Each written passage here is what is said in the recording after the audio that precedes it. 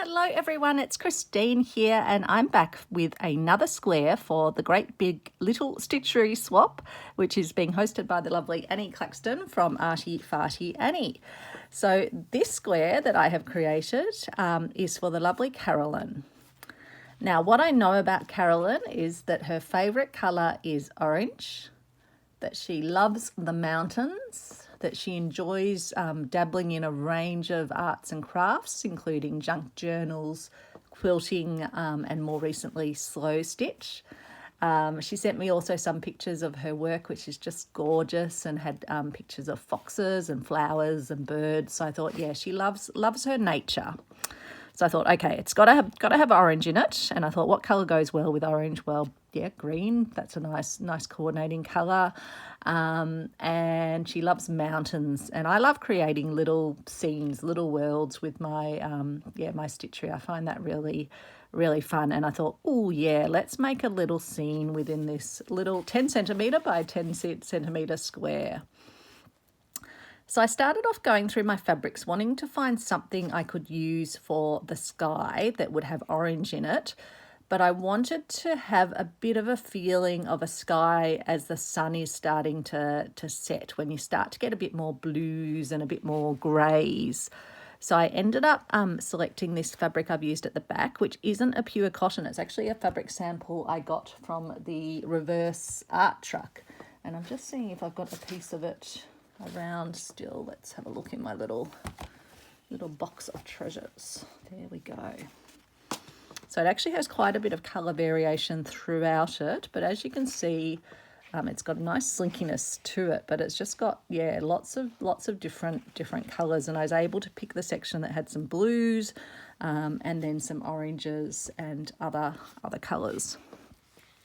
So that went down first and got stitched down.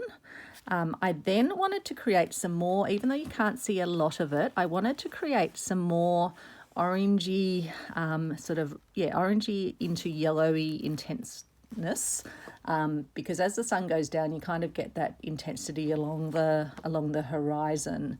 So I used a piece of cheesecloth that I just had handy sitting by, and it's some cheesecloth that I'd actually dyed with turmeric before, so it's got sort of mottled yellow effect. I think I'd wrapped it so not all of it got the sort of full-on bright turmeric colour.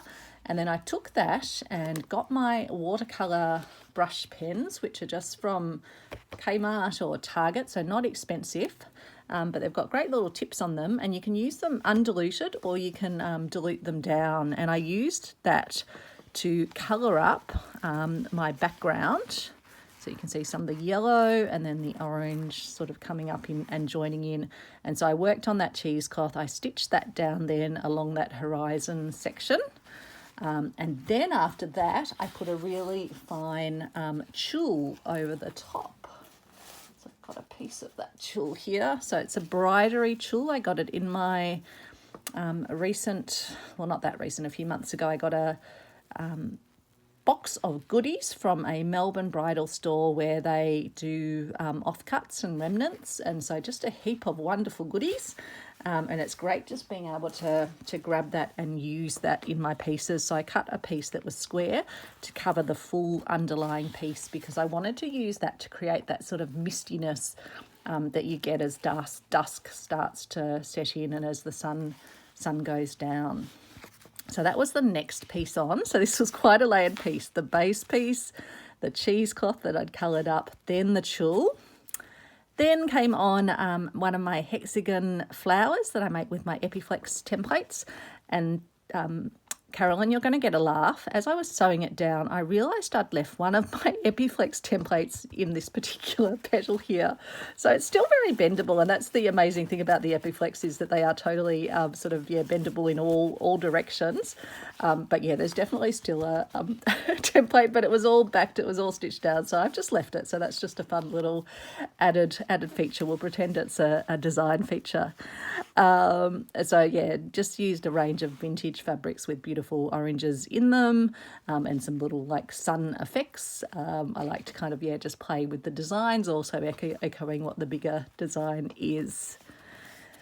Then onto my mountains, and I wanted, again, I was going through my collection of fabrics, had lots of possibilities, but I settled on this fabric, which has these gigantic leaves on them, so tree leaves, but in beautiful greens, and greens into sort of those bluey greens. And I just thought, wow, they are the colours of mountains, looking into them in the distance and giving that sense of graduating light. So I decided to use those, and I just cut out from the leaf shapes, not so it wasn't sort of pointing up like a leaf normally would be, because I wanted to create the effect that we see when we go up to Bright in Alpine, Victoria, and there's lots of pine plantations on the mountains, and you can see the tracks going up the mountains and crisscrossing across the mountains, as well as mountain bike trails and bushwalking trails. So I wanted to create that effect and use the veins in a sense to do that. And so I cut out my shapes. I then arranged them how I wanted them. I then put them onto a interfacing, and then at the back I actually painted that interfacing with some of my watercolour brush pens again. So just a diluted version of that. I've tested, and I don't think it's coming off at all, which is great. I was a bit worried that it might sort of rub off, but I've done a lot of testing and it's not putting anything off. And these squares obviously aren't made to wash or anything, so I think it will be fine.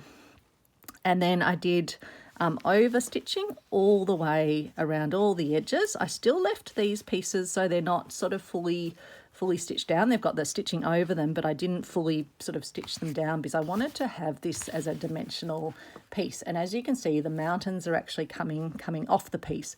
This is the only one that I've stitched down, and that sort of holds the rest of them a little bit in place, but still gives them that freedom of movement. And there's another reason not to stitch them down, which I'll show you in a moment. Then we come down to the foreground, and I just had so much fun creating a little miniature scene in the foreground. So I've got this lovely luminous ribbon. Let me just grab that for you.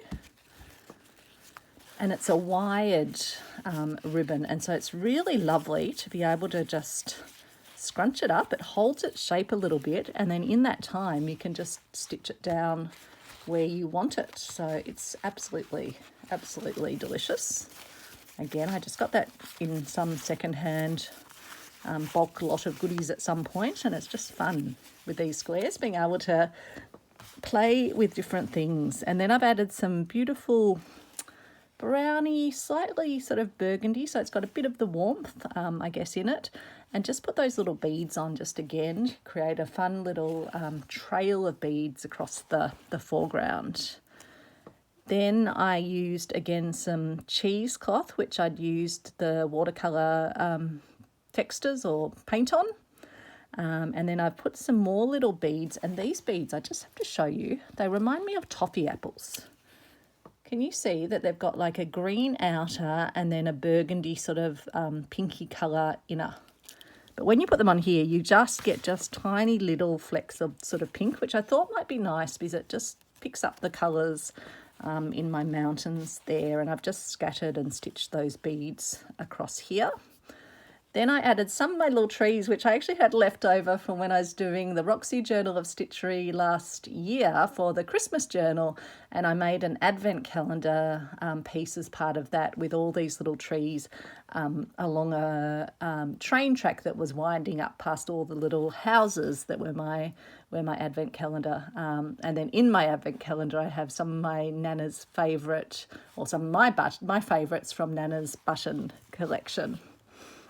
But I just love how the mountains just have those little bits of light sort of catching on them. I guess in a real scene, like the sun would actually be on this side, but I'm not fussed about that. I'll just go with the whimsy of the scene. So yeah, little felt, and this is a beautiful vintage wool felt as well from my Nana's collection, and yeah, just the cheesecloth, and again you can see some of the yellow coming through from the cheesecloth, but again I just think it picks up the mountains really nicely. And with the cheesecloth again, you just sort of scrunch it up and then put little stitches in. You'll need more cheesecloth than the length of your piece because you'll want it to go nice and scrunchy and really textural. And then you just put in enough stitches to keep it held where you want it. I like having these little fringy bits because you can imagine that as little trees or little shrubbery or grasses or whatever scale you're working at. And then, yeah, just fun to have the little buttons there. So then we come and we have a look behind our mountains because you know that I love to create secret pockets. So we have a secret pocket and I've stitched Carolyn's name on this beautiful little panel from Kathy Holden. I used another one of these little pieces for the square for, was it for Sharon? Was it for Kerry? For Kerry, I think it was. But I just thought, yeah, perfect. It's got the oranges here, but it's also got the greens of the mountains. So I thought that went really well. So just used 2 strands of embroidery floss to stitch that. And then I've backed it onto a piece of, I guess, apricot-y coloured lace, but as close to orange as I sort of immediately found. And then I've used another little panel from Kathy Holden and a little stamp from her Junk Journal collection of stamps and just stitched those onto there. And then I've put my French laundry labels with my little signature, my little note to my recipients to say love CO with my initials. And so that's all stitched together and it's got interfacing, so it gives it a bit of stiffness but still very, very movable. And so that fits in perfectly into the little pocket. And as I mentioned, yeah, I've used the watercolours just to give the backs of the mountains a nice greening colour, so it's all cohesive rather than having something that's sort of white, bright white in the back. And yeah, now it's also nice because you can see the sort of, yeah, the background of the setting sun sky there, and it's not all sort of just lost behind the mountains, and you can see the full hexagon sun as well. And that just fits in perfectly. You wouldn't immediately know it's there, but I'm sure Carolyn will find it in no time. And hopefully that gives her a smile. And if you did want to put another little note or other little bits and pieces in there, you could do that as well. So I did just stitch down just the edge up to here, stitch down the bottom, and then stitch down this edge up to here. And then, as I mentioned, I also just stitched down the tip of this mountain here. So just at the back, stitch down there, but otherwise these are left open. So a lot of fun. Sometimes I really have to sort of get my brain working because often I'll start work on the piece and then the sort of concept of how I create the pocket just comes together as I work. And I went to bed last night just puzzling on exactly how I was going to do it. I wasn't sure if I'd have the piece slide out, but then I decided when I saw it all together, I wanted to have these pieces sitting quite dimensional. So I hope you like that. I'll give you a little quick tour of it up close. Oh, and the other thing I did with these edges was I used the watercolour brush pens as well along the edges because otherwise they would have had a sort of a white edge, but I wanted them to have the green edges. Sorry, I just bumped the camera. So yeah, that's the up close. I'll give you the foreground in up close. And yeah, just love. Yeah, love that ribbon. Super fun. And that for Annie, who likes to see the back of our works. There's obviously a lot more stitching on the front, but just yeah, stitching down the hexagon. There's some pale stitching where I stitch down the background and the tulle, and then there's all the little stitches here to create the foreground. And it's on my vintage bedspread fabric. So I hope Carolyn likes that. You won't see this video until Carolyn has received it, so it's not to ruin the surprise, but I'm just filming and photographing as I send them out so that I have that record of all the joy that I am stitching into the pieces I'm creating. I'm just having such a lovely time. I do have to keep powering on to make sure I meet the end of August deadline. Thanks so much for watching. Hope you're having a lovely day and getting some crafting time in, and hopefully this might have given you some inspiration for something you want to create yourself. Take care, everyone. Bye.